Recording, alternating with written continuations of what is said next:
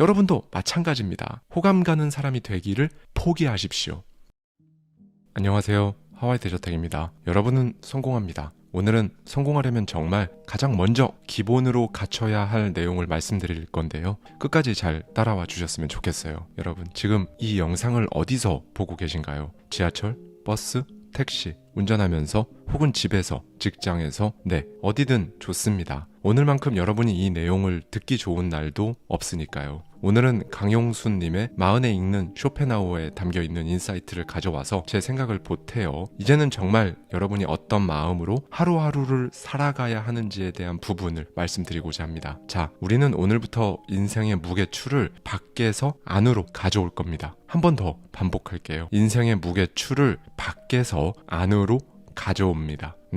바로 오늘부터요. 조금 더 깊은 이야기를 말씀드리기 전에 아무래도 마흔에 대한 이야기를 먼저 해봐야 할 것 같아요. 여러분은 아직 마흔이 되기 전 혹은 마흔 그쯤, 마흔을 지나쳐온 어딘가에 살고 계시겠죠. 그 어떤 나이든 상관없습니다. 내 마흔을 상상하면서 혹은 현재를 돌아보면서 거쳐온 그 삶을 돌아보면서 오늘 내용을 들어주시면 됩니다. 여러모로 마흔은 좀 특별하죠. 20대는 지식과 경험을 쌓고 마치 시야가 좁은 경주마처럼 살아가고요. 그러다 30대에는 일과 인간관계에 치여 정신 없었을 겁니다. 그 누구보다 치열하셨겠죠. 그렇게 수많은 시험을 치르고 어느 정도 자리가 잡혀가나 하는 시기가 바로 마흔인데요. 특히나 저에게는 이 마흔이 더 특별할 수밖에 없어요. 삶의 방향을 완전히 반대 방향으로 틀어서 완전히 다른 인생을 살고 있으니까요. 얼마 전 저와 이야기를 나누었던 미국의 아니타 무르자니가 저에게 해줬던 말이 인상 깊게 남아 있습니다.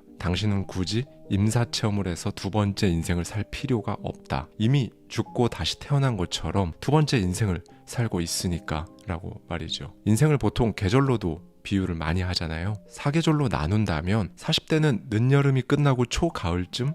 지금이랑 딱 맞네요. 이제는 열매를 맺어야 할 때라고 다들 생각하시죠. 어쩌면 이미 원하는 바를 이루고 뿌듯함을 느끼시는 분들도 계실 겁니다. 어찌됐든 여러모로 마흔이라는 단어도 마음도 복잡한 건 사실인 것 같아요.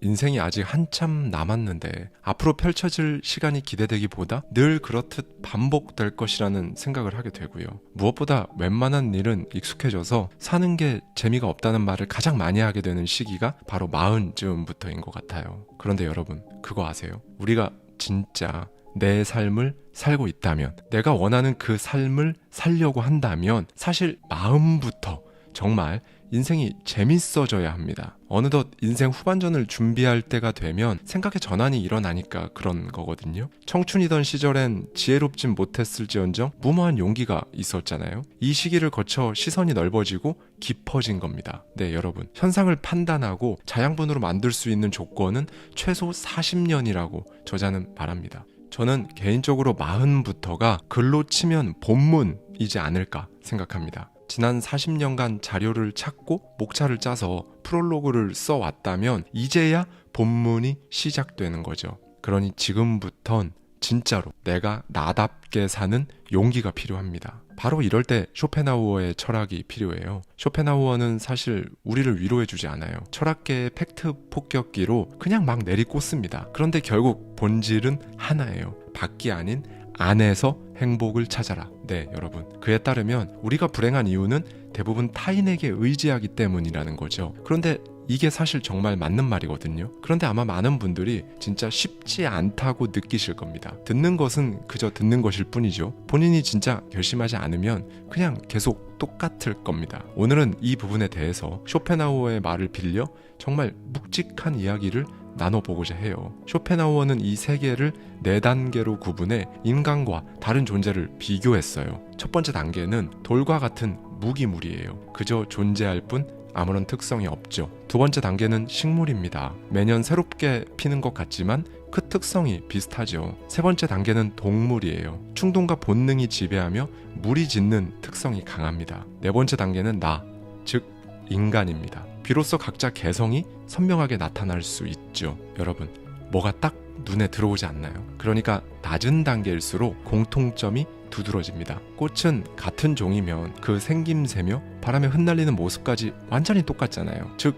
종끼리 공통점이 완전히 일치합니다. 동물은 식물에 비해서는 덜 그렇지만 사람보다는 같은 종끼리 똑같은 부분이 많고요. 반면에 이 세계를 구성하는 높은 단계일수록 차이점, 즉 개별적인 특성이 더 도드라집니다. 식물보다 동물이, 동물보다 인간이, 그 하나하나의 차이점이 두드러지는 거죠. 쇼펜하우어에 따르면 오직 인간만이 자신의 색을 찾아 정말이지 개성 있게 살 수 있다는 겁니다. 그런데 이 사실에 대해 딱히 생각하지 않거나 관심이 없으면 이제 공허한 거예요. 삶의 어느 영역에서든 결핍이 느껴지고요. 그래서 결국 나와 같은 종인 타인에게 희망을 겁니다. 나는 내 개성으로 존재해야 하는데 내가 식물보다 동물보다 구체적으로 어떻게 높은 단계에 있는 건지 그 본질을 모르기 때문에 타인의 눈에 의지해요. 타인의 눈으로 바라본 나는 어딘가 세계가 좁고 편견에 사로잡혀 있으며 이기적일 수도 있습니다. 이 사람은 그저 왜곡된 거울에 자신이 잘 비춰지기를 바라며 살 뿐인 거죠. 그런데 남이 시키는 거 말고 자신이 원하는 것을 할 때 인간은 비로소 행복해진다는 건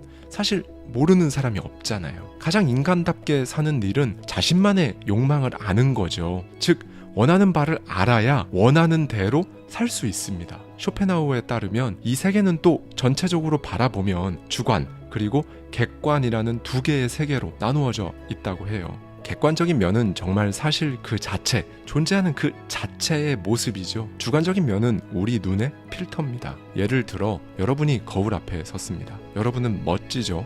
이건 객관적인 사실입니다. 그런데 여러분의 주관적인 필터가 안 좋은 필터면 이제 여러분은 실제보다 못나 보입니다. 그러니까 세계는 결국 우리 눈에 쓰여진 필터로 그렇게 보이는 주관적인 세계인 거죠. 이 부분에 대해서는 저도 많이 말씀드린 적이 있습니다. 그러니 여러분이 살아가는 세계는 여러분 스스로의 세계관에 따라 달라지는 거예요. 여러분의 인격과 관점, 즉 생각이 빈약하면 세계는 진부하거나 하찮은 것이 되고요. 생각이 풍부할수록 여러분의 세계는 재밌거나 의미심장한 것이 되는 겁니다. 그러면 욕망이 없는 건 뭘까요? 이 세계를 진부한 것으로 치부하는 거예요. 왜냐하면 사람은 자극에 따라 재미를 느끼도록 기분이 좋아지고 뭔가를 추구하도록 세팅되어 있으니까요. 그러니 욕망이 없다는 것은 곧 관점이나 생각 없음의 필터를 끼고 세계를 바라보는 것과 같습니다. 이 부분에서 약간 좌절하는 분들 계실지도 모르겠어요. 괜찮습니다. 왜냐하면 착착하면 되잖아요. 제가 영상 초반에 마흔은 본문을 쓰는 시기라고 말씀드렸죠. 내 관점이 없으면, 내 생각이 없으면 이 본문 못 쓰죠. 네. 이제는 독서를 사색을 통해 여러분 스스로 진정 뭘 원하는지 끊임없는 질문을 통해 여러분의 관점, 개성을 찾아 인생 후반전을 맞이하셔야 합니다. 그러니 여러분, 사실 나도 남을 평가할 수 없고 남도 나를 평가할 수 없는 거예요. 당연하죠. 그 사람의 관점, 개성, 필터로 어떻게 여러분을 평가하나요? 여러분도 마찬가지입니다. 아직 본문을 쓰기 전 자료를 찾고 있던 청년 시기에는 이리저리 자신의 인생을 비교하고 대조하고 여기 대입해보고 저기 대입해보느라 남들 눈을 의식했을 수 있어요. 그때는 그래도 괜찮았어요. 근데 이제는 남의 눈에 맞추려고 의식하다 보면 모든 게 부자연스러워집니다. 나만의 향기가 없으면 나이를 헛먹었다는 느낌을 나도 받고 남들도 받아요. 여러분, 이제부터는요, 호감 가는 사람이 되기를 포기하십시오. 이건 막 아나무인 태도로 살라는 게 아니고요. 여러분 스스로의 시간을 꾸려감에 있어서 어떻게 해야 내 주변인들의 마음에 들까? 이걸 고민하시지 말라는 겁니다. 중요한 건 여러분이 원래 가진 여러분의 기질에 대해 생각하는 거예요. 이게 바로 자긍심을 갖기 위한 작업이에요. 네, 여러분, 나의 기질 속에 나의 길이 있습니다. 이 기질을 파악하지 못한 채 아직 막막한 터널 안에 있다면 나는 누구인가? 이걸 정말 끊임없이 물어야 합니다. 그냥 하던 대로 살면 갈등과 고민에서 벗어날 수가 없어요. 이제부터 여러분은 자신의 욕망과 능력을 진짜 정확히 아셔야 하고요. 이 두 개를 일치시키기 위해 노력해야 합니다. 그리고 그 능력은 대부분 과소평가되어 있어요. 한계가 없다는 것, 이거 스스로 깨달으셔야 합니다. 네, 인간은 각자 서로 다른 갈망과 능력에서 자기의 소질을 발견하거든요. 그 소질의 수준은 개성에 따라 다르죠. 무엇보다 스스로 겪어봐야 뚜렷하게 알 수 있고요. 쇼펜하우어는 말해요. 물고기는 물에 있어야, 새는 공중에 있어야, 두더지는 땅 속에 있어야만 행복하다. 네, 여러분, 이제는 주어진 개성을 최대한 유리한 쪽으로 이용하면서 여러분 개성에 부합하는 일에만 노력을 기울이세요. 개성에 맞지 않는 일은 피하십시오. 자신의 개성이 뭔지도 모르는 무지, 자신이 뭘 원하는지 어떤 사람인지도 모르는 자기 인식 결핍은 모든 불행의 원인이 됩니다. 아직 20대, 30대인 젊은이가 세상을 떠나면 정말 뭔가 더 안타깝잖아요. 아직 본문을 쓰기도 전인데 쇼펜하우어가 말하는 자신의 개성에 맞는 인생을 막 살아보기도 전에 떠난 게 너무나도 안타깝게 느껴집니다. 40이 넘으면요, 반대로 생각해보는 거예요. 여러분, 진짜 언제 떠나도 괜찮다는 마음으로 자신의 개성을 드러내며 살아야 합니다. 정말로 그렇게 해야 합니다. 그런 마음이어야 진짜 이거 제대로 할 수 있어요. 이제는 진짜 건강한 신체, 건강한 정신을 유지하는 것에 힘써서 타고난 자신의 기질이 무엇인지 파고드는 일에 집중해 보셨으면 좋겠어요. 정말로요. 오늘의 기분은 오늘의 건강 상태가 만듭니다. 기분이 의지대로 조정되지 않는다면 그건 대부분 신체 문제예요. 그렇게 기분이 들쑥날쑥하면 깊은 통찰은 또다시 하루 물 건너가는 겁니다. 건강을 유지하고 마음의 평안을 찾는 것, 그것은 셀프 고립, 그러니까 불필요한 인간관계를 정리하는 것부터 시작이에요. 우리가 사람들과 어울리다 보면 여러 가지 예상치 못한 일로 상처받잖아요. 뭐 각종 돈 자랑, 자식 자랑, 집 자랑. 그러면 사실 사람인 이상 대부분 멘탈이 흔들리거나 심지어 멘탈이 나가는 스스로를 발견하실 거예요. 네, 여러분. 무의미하게 사람을 많이 만날수록 불행을 자초하는 기회와 환경의 범위도 점점 커집니다. 쇼펜하우어의 말에 따르면 내면이 공허한 사람이, 그러니까 마음이 춥다고 느껴서 타인의 온기를 필요로 한다고 해요. 그러니까 내면의 공허, 의식의 빈약, 정신의 빈곤 때문에 의미 없는 만남들을 계속 이어간다는 거죠. 내면의 공허함이 클수록 기분을 전환하려고 자꾸만 바깥의 일에 모든 걸 집중해서 외적인 자극을 갈망합니다. 쇼펜하우어의 말을 기억하세요. 우리의 모든 불행은 혼자 있을 수 없는 데서 생긴다. 네, 여러분. 우리가 필요 이상으로 다른 사람들을 찾는 건 고독을 견딜 능력이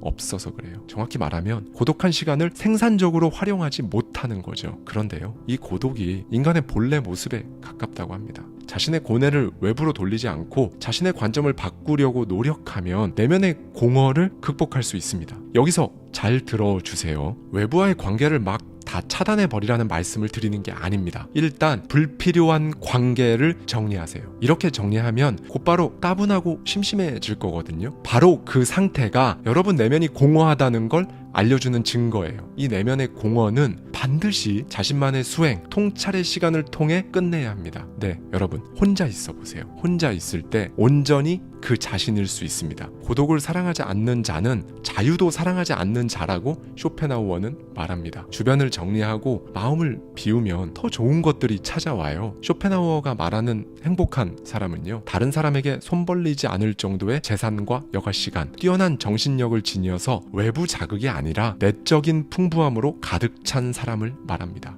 그럼 여기서 중요한 건 이거죠. 내적인 풍부함, 즉 풍부한 상상력을 지닌 사람, 그러니까 뇌 활동이 뛰어난 사람은 혼자 있어도 무료함과 따분함을 느끼지 않는다는 겁니다. 쇼펜하우어는 말하죠. 정신이 풍요로워질수록 내면의 공허가 들어갈 공간이 줄어든다. 네, 여러분, 이제는 인생의 무게를 밖에서 안으로 데리고 오는 겁니다. 사람은 세 가지 분류가 있어요. 1. 먼저 평범한 사람이 있습니다. 그는 무게중심을 바깥에 두고 만족을 추구하죠. 2. 그 다음 정신적인 수준이 보통인 사람이 있어요. 그는 다양한 학문을 통해 즐거움을 얻지만 무게중심은 밖과 안에 걸쳐 있고요. 3. 마지막으로 정신적인 능력이 탁월한 사람이 있습니다. 무게중심을 완전히 자기 안에 두는 사람이죠. 예술, 문학, 철학 같은 것들을 통해 자신의 견해를 만들어갑니다. 이렇듯 정신력이 압도적으로 발달한 사람은 따분함을 잘 모르니까 늘 새로운 관심과 풍부한 상상력에 활기차고 의미 있는 현재를 보낼 수 있는 겁니다. 자연스럽게 유능함을 펼치는 인생을 살아가고요. 우리 모두 이런 사람이 되길 바라니까 이걸 듣고 계신 거잖아요. 정신적인 능력이 탁월한 사람이 되길 바란다면 정말 더 이상은 방해받지 않으셨으면 좋겠어요. 어릴 때는 혼자 있으면 무섭고 불안했지만 나이가 들면 혼자 있는 시간이 편안하잖아요. 자, 이 바로 편안함을 기점으로 무게중심을 밖에서 안으로 옮겨오는 겁니다. 안 그래도 회사 생활, 가족들과 투닥투닥 한다고 외부가 산만하다면 이 산만함을 막 또 다른 산만함으로 대체해서 해소하려 하지 마시고요. 사람들과 만남을 줄이고 책을 가까이에서 생각하는 힘을 키우는 시간을 가지세요. 네, 여러분. 사실 우리 채널에서 독서는 참 중요하죠. 그런데 독서는 그냥 중요합니다. 그런데 제가 매년 수백 권씩 읽는 사람으로서 진짜 이건 솔직히 말씀드리는 건데요. 독서량이 중요한 게 아닙니다. 젊을 때 너무 외부 자극에만 익숙해져서 아예 자신의 사고가 막혀버린 그 시기에나 책 엄청 많이 읽어서 생각의 길을 뚫고 인생의 컨셉을 잡아가는 거죠. 어느 궤도에서는 이제 생각하는 힘을 기르기 위한 반복이 훨씬 중요합니다. 그렇게 자신만의 철학을 쌓아서 모든 일을 직접 결정하는 독자적인 사고를 기르는 게 중요해요. 동네 산책을 잠깐 하더라도 진짜 사색할 수 있는 그런 수준의 사람이 되는 게 중요합니다. 이게 바로 품격 있는 인생 후반전을 만드는 핵심이에요. 이 상태가 되면 여러분은 자연스럽게 여러분을 쥐고 흔드는 외부의 자극들과 적절한 거리를 유지할 수 있게 됩니다. 네, 여러분. 우리는 고슴도치처럼 살아야 합니다. 고슴도치들은 얼어 죽지 않으려고 추운 날씨에 달라붙어 하나가 되지만 서로의 가시가 서로를 찌르는 것처럼 느껴지면 곧바로 떨어지거든요. 이 간격을 두고 살아가는 고슴도치의 삶을 살며 상처를 주지도 받지도 않는 그 거리를 유지하는 것에 힘을 쏟으세요. 네, 우리는 어차피 고립되면 함께하고 싶고 함께하면 고립되고 싶은 양면성을 가진 존재이기 때문에 아무리 엄청난 정신력을 발휘한다고 해도 사람이 그 고립 상태를 진짜 계속 유지할 수는 없어요. 여러분이 바짝 셀프 고립해서 내면의 공허함과 이제 멀어지면 또다시 세상 밖으로 나와야 해요. 이때 발휘해야 하는 지혜는 홀로서기와 함께하기 사이에서 균형을 잡는 거죠. 쇼펜하우어는 이 사회를 불에 비유해 이런 말을 합니다. 현명한 사람은 적절한 거리를 두고 불을 쬐지만 어리석은 자는 불에 손을 집어넣고 화상을 입고는 고독이라는 차가운 곳으로 도망쳐 불이 타고 있다고 탄식한다. 네, 여러분. 지금까지는 다소 사람과 거리를 유지하지 못해 상처 입고 상처 입혀서 셀프 고립이 아닌 강제 고립을 하며 살아오셨을 수도 있습니다. 그런데 괜찮아요. 지금부터 책을 읽고 생각하고 적절한 거리를 유지하는 기간을 가져보면 됩니다. 이렇게 생활 방식을 단순화시켜 보는 거죠. 그리고 웬만하면 이 단순한 방식을 유지하세요. 어딘가에 동요되는 시간을 정말 최대한 줄이세요. 여러분을 불안하게 하는 것들과는 작별하는 겁니다. 사실 성격상 단순하고 단조롭게 사는 게 쉽지 않은 분들 있을 수 있는데요. 단순한 생활을 감당할 수 있는 정신적인 소양을 늘리는 게 진정 내면의 공허함을 없애는 유일한 방법이고요. 이게 바로 여러분이 원하는 인생 후반전을 만들어 줄 거예요. 그리고 이걸 꼭 기억해 주셨으면 좋겠습니다. 이 세상에서 우리가 의지할 수 있는 건 바로 나예요. 나 자신을 전적으로 신뢰할 때 사람이 가장 행복하거든요. 그럴수록 타인의 도움을 필요로 하지 않으니까 기대할 일, 상처받을 일도 없어요. 그렇게 자신에게 알맞은 욕망, 행복을 찾아 나서는 겁니다. 여러분, 보여지는 게 중요했던 때는 지났어요. 젊을 땐 그랬습니다. 그땐 아직 인생이 연그러가기 전이고 남들 따라서 같음을 추구하는 낮은 단계의 욕망을 가졌어도 아무도 뭐라고 하지 않던 시절이잖아요. 네, 이제는 높은 단계의 욕망, 다름을 추구할 때가 된 겁니다. 인생을 단편적으로 보고 살아왔다면 이제는 입체적으로 여러분이라는 사람을 분석하세요.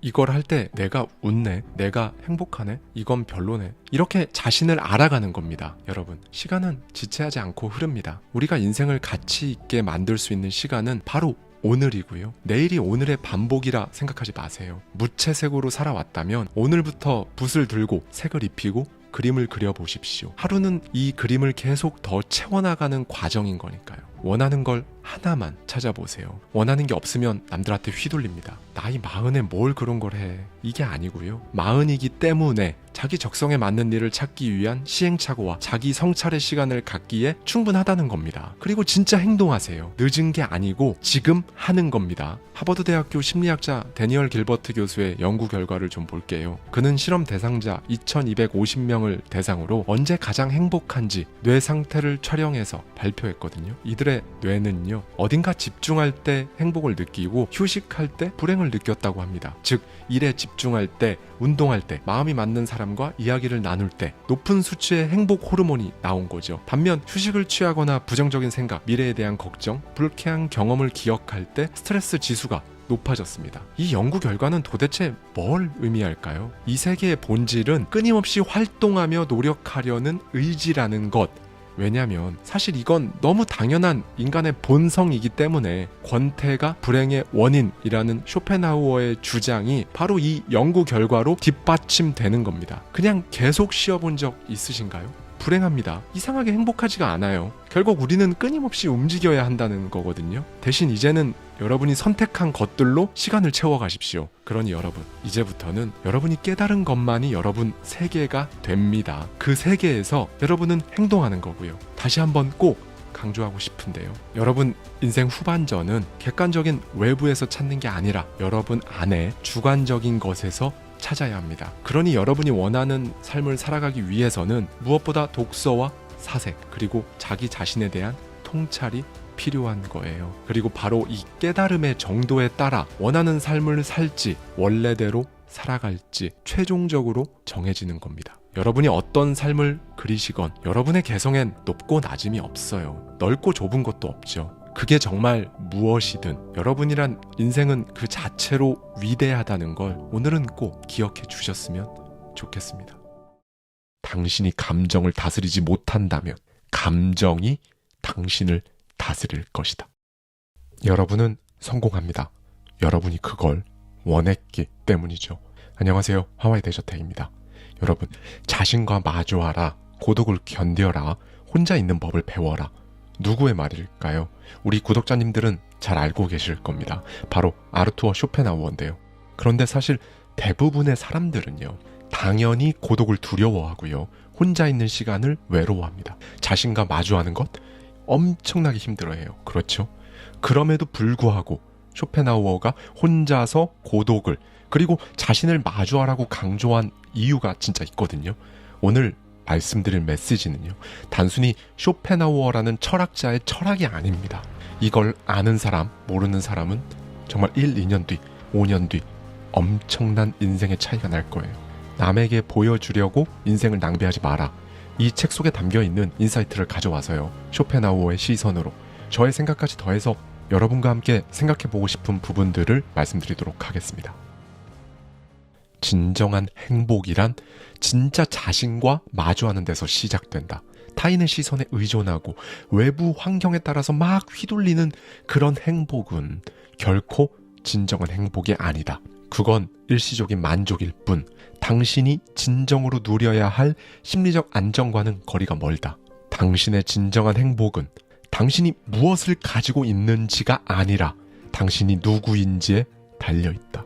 더 많은 돈, 더 좋은 동네, 더 큰 집, 더 화려한 경력을 쌓는다고 해서 행복이 보장되는 것이 아니라는 것이다. 진정한 행복은 외부의 조건에서 오는 것이 아니라 자신에 대한 만족, 스스로를 충분히 사랑할 수 있는 그런 마음에서 비롯된다. 무엇보다 고독 속에서 자신의 가치를 이해하고 그 가치를 스스로 내가 인정할 때 비로소 진정한 행복은 시작된다. 그러나 현대인들에겐 고독 속에서 스스로를 돌아보는 시간이 마치 사치처럼 여겨진다.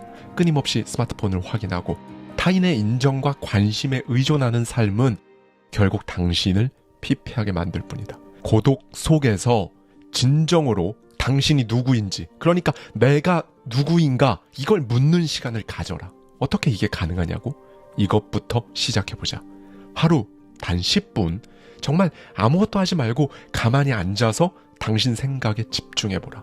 처음에는 어색하고 불안하며 어쩌면 지루하게 느껴질 것이다. 하지만 단 며칠만 반복하다 보면 당신은 내면 깊숙이 숨겨져 있던 욕망과 두려움들, 이런 걸 다 마주하게 될 것이다. 이 고독 속에서 발견되는 욕망, 두려움은 단순히 감정적인 찌꺼기가 아니다. 당신의 삶이 어디로 향하고 있는지, 또 뭐가 어떻게 잘못됐는지를 알려주는 엄청나게 중요한 신호다. 이 과정에서 당신은 혼란스러운 감정에 휩싸일지도 모른다. 내가 왜 이런 생각을 하고 있지? 이 감정은 대체 어디서 온 거지? 이러한 혼란은 당연한 과정이다. 당신이 진짜 자신과 대화하기 시작했다는 명백한 증거다. 이제 진짜 내면의 목소리를 들을 차례다. 당신 안에 이미 오래전부터 존재해 왔지만 그동안 당신이 외면해 왔던 소리다. 당신의 열망, 후회, 두려움, 그리고 꿈이 마침내 당신과 대화를 하려고 한다. 그 목소리를 전처럼 외면하고 회피하고 그러지 마라. 고독을 두려워하고 내면의 목소리를 회피하고 있다면 그것은 당신이 나약하기 때문이다. 부디 현실을 직시하라. 지금 당신이 고독을 외면하는 이유는 단 하나. 그게 불편하기 때문이다. 그러나 기억하라. 불편함은 성장을 위한 필수 조건이다. 이 불편함을 마주하지 않는다면 결국 당신은 다른 사람의 기준과 환경에 막 휘둘리며 평생을 낭비할 것이다. 당신의 삶이 당신 것 같지만 사실 당신의 것이 아니라 다른 사람들 기대, 판단에 의해 끌려다니는 허수아비 삶을 사는 것이다. 사실 대부분의 인간은 자기 어리석음을 인정하지 못하고 안 한다. 그리고 이제 하는 것이 무엇인가? 타인의 잘못으로 돌린다. 지금 당신이 불행하다고 생각하는가? 다른 사람 잘못이 아니다. 내면의 목소리를 무시한 바로 당신 자신의 책임이다. 고독 속에서 이 불편한 진실을 마주해보라. 그것만이 당신을 변화시킬 유일한 길이다. 고독은 당신의 진짜 모습을 비우는 거울이다. 그 거울을 보는 것이 두렵다면 스스로를 기만하고 있는 것이다. 무엇보다 고독은 당신 삶의 모든 거짓을 적나라하게 들춰낸다. 지금 당신이 하고 싶지도 않은 일을 하며 인생이라는 단 한 번뿐인 그 시간을 그냥 버리고 있다면 고독 속에서는 그 사실이 진짜 명백히 드러날 것이다. 내가 왜 이렇게 살고 있나? 내가 진짜 원하는 건 뭐지? 이 질문에 답하지 못하고 도망친다면 당신은 평생 다른 누군가의 꿈을 위해 일하다 삶을 마칠 것이다. 고독을 견디지 못하는 사람은 남에게 의존하며 살아갈 수밖에 없다. 자유가 아니라 노예 상태인 것이다. 당신이 진정으로 자유롭고 싶다면 그 고독 속에서 당신 자신에게 진실해져야 한다. 거울을 마주하라. 문제를 직면하라. 그것이 변화의 시작이다. 그리고 여기서 정말 유념해야 할 점이 있다. 이 고독이 단순히 생각에 머무는 시간이 아니다. 당신의 삶을 재설계하기 위한 그 내면의 목소리를 들었다면 이제 행동으로 옮겨야 한다. 그저 문제를 깨닫는 것만으로는 아무것도 바뀌지 않는다. 당신의 불행이 무엇 때문인지 알았다고 해서 자동으로 해결이 막 되는 것이 아니라는 뜻이다. 문제를 발견했다면 바꾸고 고치기 위해 무조건 움직여야 한다. 그렇게 할 수 있는 방법을 정말 모두 알려주겠다. 첫째, 목표를 작게 나눠라. 내면의 목소리가 나는 매일매일 성장하고 싶다. 이렇게 말한다면 그 성장의 방향, 그걸 구체적으로 계획하라. 오늘 하루 뭘 할 건지 명확히 정하라는 것이다. 책 한 권을 읽거나 새로운 기술을 배우거나 운동을 시작하는 것, 모두 작은 것부터 시작하면 된다. 중요한 건 즉각, 그러니까 바로 그냥 하는 것이다. 내일부터 제대로 시작해보자. 이런 생각이 당신의 가장 큰 적이다. 그런 생각부터 고쳐야 한다. 오늘, 지금, 당장 움직여라. 무엇보다 목표는 작게 나누고 행동은 더 세밀하게 시작해야 한다. 책 한 권을 읽는 것이 부담스럽다면 딱 10페이지만 읽어라. 운동을 시작하기 어렵다면 밖에 나가서 걷기라도 해라. 중요한 것은 행동의 크기가 아니라 행동의 시작이다. 둘째, 무의미한 시간을 제거하라. 하루 24시간 중 얼마나 많은 시간을 당신 자신을 위해 사용하고 있는가? 대부분의 사람들은 하루를 허비하면서도 그 사실조차 자각하지 못한다. 스마트폰을 들여다보며 몇 시간이나 SNS 피드를 스크롤하고 무의미한 영상을 보며 시간을 버린다. 그렇게 그냥 버린 그 시간들이 쌓이면 당신의 인생도 버리는 것이다. 어리석은 사람은 시간을 죽이지만 현명한 사람은 시간을 살린다. 불필요한 습관을 제거하고 그 시간을 오롯이 당신 자신을 위해 사용해보라. 당장 하루를 내가 어떻게 보내고 있는지 기록해보자. 매 시간마다 무엇을 했는지 적어보면 당신은 분명히 엄청난 충격을 받을 것이다. 스마트폰, 의미 없는 대화, 불필요한 인터넷 서핑, 당신의 시간을 갉아먹는 요소들은 생각보다 정말 많다. 인간은 자신에게 중요한 것을 위해 덜 중요한 것을 희생할 수 있어야 한다.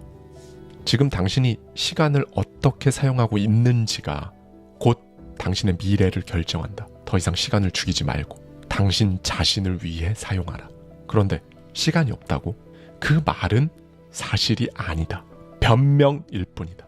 시간은 스스로 만들어내는 것이다. 하루 30분, 아니 10분이라도 자신을 위해 투자할 수 없다면 당신은 결코 인생을 바꿀 수 없다. 시간이 없다는 말은 당신의 우선순위가 뭔가 잘못되었다는 뜻이다. 진짜 중요한 것에 시간을 써라. 불필요한 것들을 과감히 제거하고 하루를 다시 설계하라. 당신이 시간을 어떻게 사용하는지가 결국 당신의 삶을 결정할 것이다. 셋째, 두려움을 구체화하라. 원래 두려움은 도망칠수록 커진다. 그리고 직면할수록 작아진다. 그러나 많은 사람들은 이걸 거꾸로 한다. 두려움을 무시하거나 그냥 막 억누르려 하는 것이다. 하지만 그럴수록 문제는 더 커질 뿐이다. 두려움을 구체적으로 들여다보지 않으면 그것은 평생 당신 발목을 잡을 것이다. 예를 들어 이런 막연한 두려움이 있다고 하자. 망하면 어떡하지? 사람들이 나를 이상하게 생각하면 어떻게 하나? 이런 두려움을 방치하지 말고 종이에 직접 적어보자. 그리고 그 두려움이 정확히 무엇을 의미하는지 구체적으로 써보는 것이다. 막연한 두려움은 마치 거대한 벽처럼 느껴지겠지만 그 두려움을 손으로 써가면서 구체적으로 쪼개보는 것이다. 쪼개면 어떻게 되는가? 작아진다. 작아졌다는 것은 당신이 다루기에 훨씬 쉬워졌다는 것이다. 새로운 일을 시작하는 것이 두렵다면 그 두려움을 단계별로 나눠보자. 나는 왜 두려운가? 나는 실패가 두렵다. 내가 충분히 준비되지 않았다고 생각한다. 주변 사람들이 나를 비웃을까 두렵다. 그렇다면 이 두려움들은 현실적인가? 실패하면 내가 정말로 잃는 것은 무엇인가? 준비가 부족하다면 그 부족함을 채우기 위해 나는 무엇을 할 수 있는가? 주변 사람들의 반응이 정말로 내 삶에 그렇게 중요한가? 이 질문에 답하는 과정에서 당신은 두려움이 실제로는 상상하는 것만큼 크지 않다는 사실을 알게 될 것이다. 대부분의 두려움은 불확실성에서 비롯된다. 이 불확실성을 쪼개어 구체화하면 해결할 방법이 보인다. 그렇다. 당신이 두려워하는 것에는 성장의 기회라는 것이 숨어있다. 두려움이 있는 곳에 집중하라. 그것이 바로 당신이 넘어야 할 산이자 당신을 더 강하게 만들어줄 지점이다. 두려움을 정면으로 마주하라. 행동으로 극복하기 시작하면 그 두려움은 점차 당신의 강점으로 바뀐다. 지금 당장 당신의 그 두려움과 대화하라. 대부분의 인간은 피상적이고 그들과의 교류는 오히려 내면을 빈곤하게 만든다. 많은 사람과 함께하는 것은 종종 당신을 소모시키고 당신의 본질을 희석시킨다. 진정한 성장은 홀로 있을 때 이루어진다. 무리 속에서 당신은 끊임없이 다른 사람들 기준 다 맞춰주느라 그렇게 애쓰느라 정작 내가 누군지조차 잊게 된다. 앞서 강조했듯이 혼자 있는 그 시간이 없이는 도대체 어떻게 당신이 자신을 스스로 이해할 수 있겠는가? 혼자 있기를 두려워하는 사람은 자신과 마주할 용기가 없는 사람이다. 그들은 내면의 불안과 공허를 회피하려고 무리 속으로 막 숨어든다. 그러나 그곳에서 얻을 수 있는 것은 일시적인 위로일 뿐 진정한 평온과 자유는 결코 아니다. 무리 속에서 위로받으려고 한다면 결국 남는 것은 소모된 에너지, 잃어버린 자아일 뿐일 것이다. 부디 고독을 두려워하지 말아라. 그것을 있는 그대로 받아들여라. 당연히 사람들과의 관계는 삶에서 중요한 부분이다. 인간은 완전한 고립 속에서 살아갈 수 없다. 그러나 타인과의 관계가 당신 삶의 중심이 되어서는 안 된다. 다른 사람들 소음에 막 휘둘리면서 자기 목소리를 잃는 순간 당신은 진짜 자신을 잃게 된다. 끊임없이 이어지는 피상적인 대화, 가식적인 웃음, 그리고 타인의 평가에 대한 그 집착은 당신의 에너지를 소모시키고 당신이라는 사람의 정체성 자체를 흐리게 만든다. 무리 속에서는 자신이 얼마나 우둔해지는지를 깨닫지 못한다. 사람들과의 관계는 적당히 그리고 반드시 필요한 경우에만 유지하면 그만이다. 지나치게 많은 사람들과 어울리려 하지 마라. 당신이 진정으로 누구인지 알려주는 것은 그 무리가 아니라 고독 속에서의 당신 자신이다. 그렇다. 역사상 많은 위대한 자들은 이 고독을 피하지 않고 오히려 자신을 단련하고 창조의 원천으로 삼았다. 고독은 그들에게 단순히 혼자가 되는 시간이 아니라 세상을 바꿀 아이디어, 작품, 이런 걸 탄생시키는 도구였던 것이다. 고독 속에서 이들은 자신과 마주하며 그 누구도 대신할 수 없는 업적을 이뤄냈다. 1665년 영국의 흑사병이 창궐했을 때 케임브리지 대학은 문을 닫았다. 당시 23살이었던 아이작 뉴턴은 모든 사회적 활동이 중단된 상태에서 고향으로 돌아가야 했다. 이 고립된 시간은 처음에는 그에게 불운처럼 보였을지도 모른다. 그러나 뉴턴은 이 시간을 헛되이 보내지 않았다. 고독 속에서 그는 사색하고 실험하며 인류 역사상 가장 위대한 발명 중 하나인 만유인력의 법칙을 이끌어냈다. 사과가 떨어지는 모습을 보며 끊임없이 자신과 대화했고 세상을 이해하기 위한 답을 찾아갔다. 이 시기에 그는 미적분학과 광학의 이론도 발전시켰다. 결국 뉴턴의 이 고독은 과학의 혁명을 이끈 원동력이 된 것이다. 반고흐 역시 평생 고독과 싸워야 했다. 그는 철저히 고립된 삶을 살았고 정신적인 문제와 경제적 어려움으로 인해 주변 사람들과의 관계에서도 큰 갈등을 겪었다. 그러나 그 고립이 그의 천재성을 발휘할 수 있는 토양이 되었다. 고독 속에서 그는 자연과 자신의 감정을 깊이 관찰하며 캔버스에 그 에너지를 쏟아냈다. 별이 빛나는 밤에 해바라기, 자화상 등 그의 걸작들은 모두 고독 속에서 탄생한 위대한 결과물이다. 그는 이렇게 말했다. 고통 속에서 예술이 태어난다. 그렇다. 고독은 피할 것이 아니라 반드시 선택해야 할 필수 조건이다. 만약 뉴턴이 흑사병으로 인한 고립 속에서 스스로를 단련하지 않았다면 과학의 혁명을 이끈 것은 뉴턴이 아닌 다른 사람이었을 것이다. 만약 반고흐가 자신의 고독을 외면하고 타인의 인정에만 매달렸다면 그의 작품은 수억 개의 평범한 그림들 중 하나에 머물렀을 것이다. 고독을 선택하지 않으면 당신의 삶은 다른 사람들 기준에 따라 그렇게 휩쓸리게 된다. 다른 사람들 박수, 평가를 갈망하며 내가 누군지조차 잊어버린 채 그저 평범한 군중 속의 한 사람으로 남게 될 뿐이다. 그러나 고독 속에서 당신 자신과 마주한다면 당신은 비로소 당신이라는 사람의 독창성, 잠재력을 발견할 수 있다. 이제 다시 묻겠다. 당신은 고독 속에서 스스로를 마주할 준비가 되어 있는가? 당신 삶의 진짜 목표를 알고 있는가? 지금 하는 일이 당신을 성장시키는가? 아니면 소모시키는가? 만약 이 질문에 답하지 못한다면 당신은 이미 자신의 목소리를 잃어버린 상태일지도 모른다. 그리고 그것을 되찾는 유일한 방법, 고독 속으로 들어가는 것이다. 본래 인간은 감정의 노예가 될 때 가장 약하다. 감정은 순간적이고 변덕스럽다. 분노든 기쁨이든 슬픔이든 그 어떤 감정도 오래 머물지를 않는다. 그런데도 사람들은 그 감정에 휘둘려 스스로를 잃는 경우가 많다. 감정의 이성이 잠식되는 순간 인간은 가장 나약해진다. 분노에 휩싸인 사람은 스스로를 파괴하고 슬픔에 잠식된 사람은 삶의 의지를 잃으며 기쁨에 도취된 사람은 현실 감각을 잃는다. 이 모든 결과는 감정을 다스리지 못한 사람이 내린 선택의 산물이며 물론 그 대가는 고스란히 자기 자신에게 돌아온다. 감정이 당신을 지배하는 순간 당신은 더 이상 자유로운 존재가 아니다. 스스로 만든 그 족쇄를 차고 살아가는 노예일 뿐이다. 프랑스 혁명 당시 막시밀리앙 로베스피에르는 혁명의 열망에 사로잡힌 인물이었다. 그는 불평등한 이 체제를 부수겠다는 정의로운 분노를 품고 혁명의 선두에 섰다. 처음엔 그의 분노가 정의를 대변하는 듯 보였다. 그러나 통제되지 않은 분노는 점점 그를 집어삼켰다. 의심과 적대감에 사로잡힌 그는 자신의 동료마저 죽이며 공포 정치를 이어갔다. 결국 그의 분노는 스스로를 파멸로 몰아넣었고 결국 단두대 위에서 생을 마감했다. 슬픔의 감정은 어떠한가? 알렉산드로스 대왕은 위대한 정복자 중 한 명으로 손꼽히지만 그는 자신의 슬픔을 다스리지 못해 무너지기 시작했다.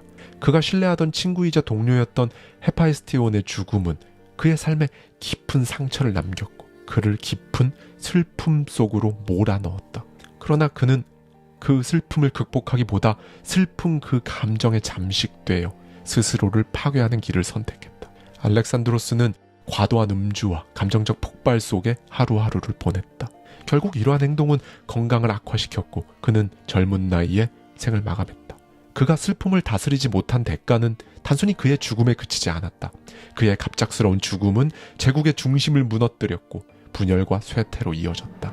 기쁨의 감정도 다르지 않다. 나폴레옹의 몰락은 과도한 자신감, 승리의 기쁨에 도취된 결과였다. 1812년 나폴레옹은 러시아를 침공하며 유럽을 완전히 지배하겠다는 야망에 사로잡혔다.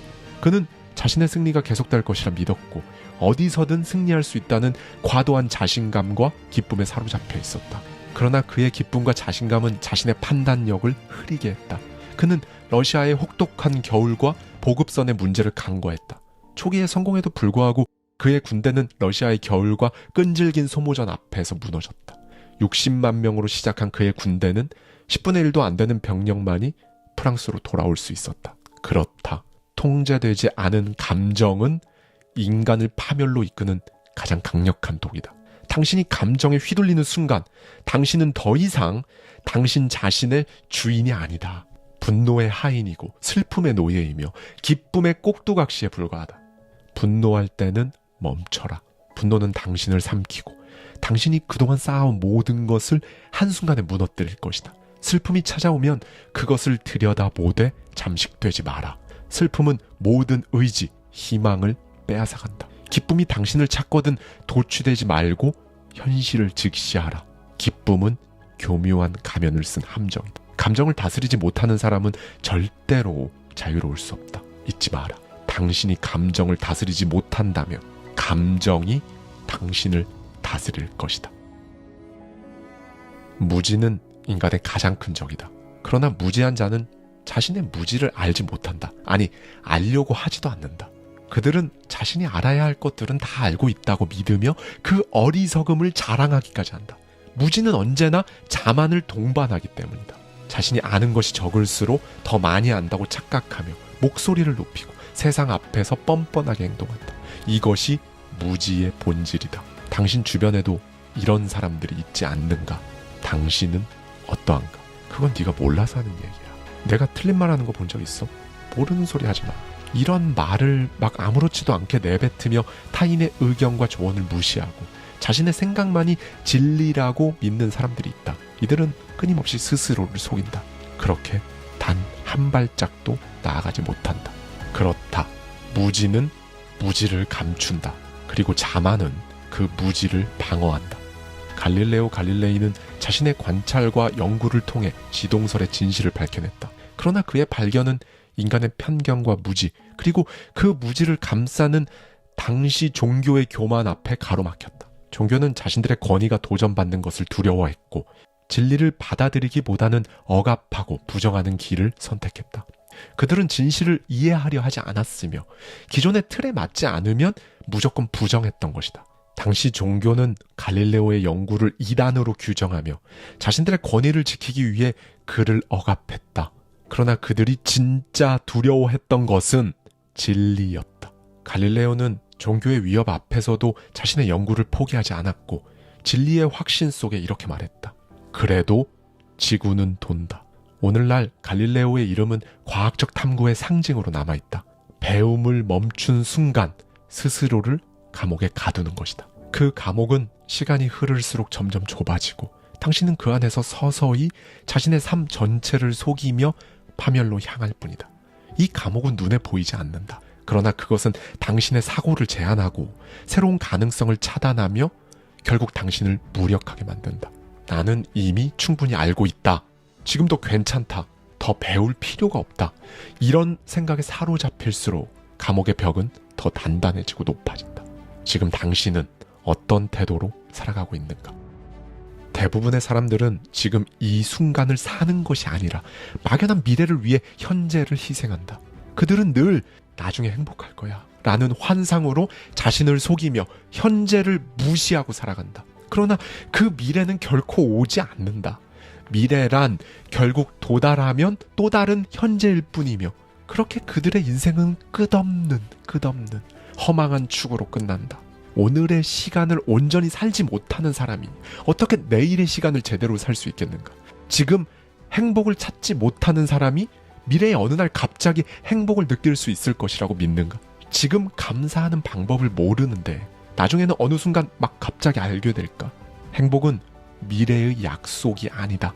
행복은 지금 이 순간에만 존재한다. 현재를 즐길 줄 모르는 사람은 어떤 미래에서도 결코 행복을 찾지 못할 것이다. 현재를 무시하는 사람은 자신의 삶을 소비할 뿐 결코 소유하지 못한다.